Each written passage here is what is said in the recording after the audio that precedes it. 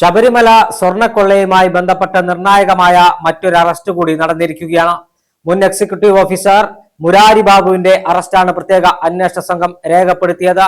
ശബരിമല ദ്വാരപാലക ശില്പത്തിലെ സ്വർണമടക്കം കൊള്ളയടിക്കപ്പെട്ട സാഹചര്യത്തിൽ എക്സിക്യൂട്ടീവ് ഓഫീസറായിരുന്ന മുരാരി ബാബുവിന് വിഷയത്തിൽ പങ്കുണ്ടെന്ന് തിരിച്ചറിഞ്ഞതിന്റെ പശ്ചാത്തലത്തിലാണ് പ്രത്യേക അന്വേഷണ സംഘത്തിന്റെ കൃത്യമായ നടപടി ഉണ്ടായിരിക്കുന്നത്. മുരാരി ബാബു ഒരു ചെറിയ മീനല്ല. മുരാരി ബാബു CPM സഹയാത്രികനാണ്. CPM അനുകൂല ദേവസ്വം ബോർഡ് ജീവനക്കാരുടെ സംഘടനയിലെ അംഗമാണ് മുരാരി ബാബു. മുരാരി ബാബുവിന്റെ അടക്കം മൗന പിന്തുണയോടുകൂടിയാണ് ശബരിമലയിൽ ഇത്തരത്തിൽ സ്വർണ്ണക്കൊള്ള നടത്തിയതെന്ന് അന്വേഷണ സംഘം കണ്ടെത്തിയിരിക്കുന്നു. അതിന്റെ പശ്ചാത്തലത്തിലാണ് മുരാരി ബാബുവിനെ അറസ്റ്റ് ചെയ്തത്. നമ്മൾ കഴിഞ്ഞ ദിവസം പറഞ്ഞതുപോലെ ഉന്നതരായ പലരുടെയും അറസ്റ്റ് വരും ദിവസങ്ങളിൽ ഉണ്ടാകും.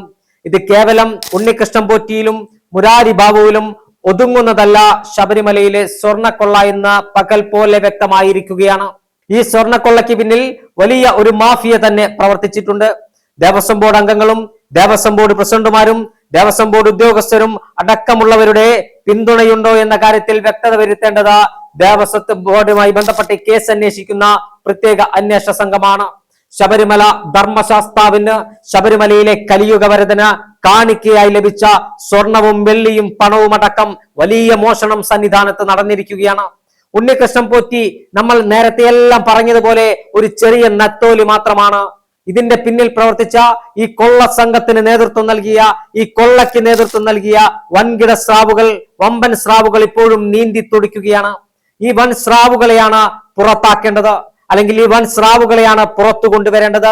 ഇവരെയാണ് അറസ്റ്റ് ചെയ്ത് കൽത്തുറങ്കിൽ അടയ്ക്കേണ്ടത്.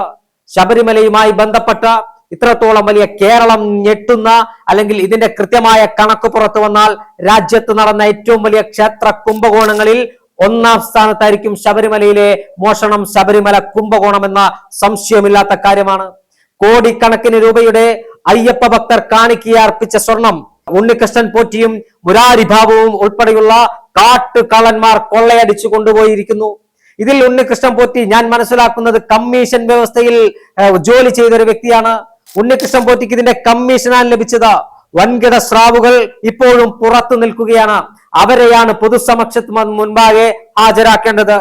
ശബരിമലയുമായി ബന്ധപ്പെട്ട് കേരളത്തിലെ ഹൈക്കോടതി ദേവസ്വം ബെഞ്ചിന്റെ മേൽനോട്ടത്തിൽ നടക്കുന്ന അന്വേഷണം പൂർണ്ണമായും ശരിയായ ദിശയിലാണ്. പക്ഷേ ആ അന്വേഷണം അട്ടിമറിക്കാൻ കേരളത്തിലെ പോലീസ് സംവിധാനം, പ്രത്യേക അന്വേഷണ സംഘം ശ്രമിക്കുന്നു എന്ന ആരോപണം കോൺഗ്രസും BJP അടക്കമുള്ള രാഷ്ട്രീയ പാർട്ടികൾ ഉന്നയിക്കുകയാണ്.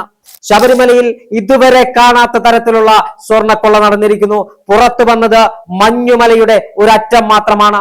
കേരളത്തിന്റെ ക്ഷേത്ര ഭൂമികയിൽ കേരളത്തിന്റെ ഒരുപാട് ക്ഷേത്രങ്ങളുണ്ട്. കാസർഗോഡ് മുതൽ തിരുവനന്തപുരം വരെ. ആ ക്ഷേത്രങ്ങളിലെ മുഴുവൻ കണക്കെടുത്ത് പരിശോധിച്ചാൽ ദേവസ്വം ബോർഡിന് കീഴിലുള്ള ക്ഷേത്രങ്ങളിൽ എത്രത്തോളം വലിയ കൊള്ള നടന്നിട്ടുണ്ടെന്ന് നമുക്ക് തിരിച്ചറിയാൻ സാധിക്കും.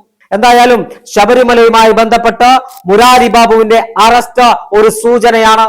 അന്വേഷണം നേരായ ദിശയിൽ പോവുകയാണെങ്കിൽ മുരാരി ബാബു മാത്രമല്ല, ഒരുപാട് പ്രമുഖർ അഴിയെണ്ണേണ്ടി വരും. പ്രത്യേക അന്വേഷണ സംഘത്തിന് പൂർണ്ണ സ്വാതന്ത്ര്യം നൽകി അവരെ ചങ്ങലക്കിടാതെ അവരെ അഴിച്ചുവിട്ട് അന്വേഷണം നടത്താൻ സംസ്ഥാന സർക്കാർ തയ്യാറാകണം. ഭക്തർക്കൊരു ആശ്വാസകരമായ കാര്യം, ഹൈക്കോടതിയിലെ ദേവസ്വം ബെഞ്ച് ഈ കാര്യത്തിൽ നിർണായകമായ മേൽനോട്ടം വഹിക്കുന്നു എന്നത് മാത്രമാണ്.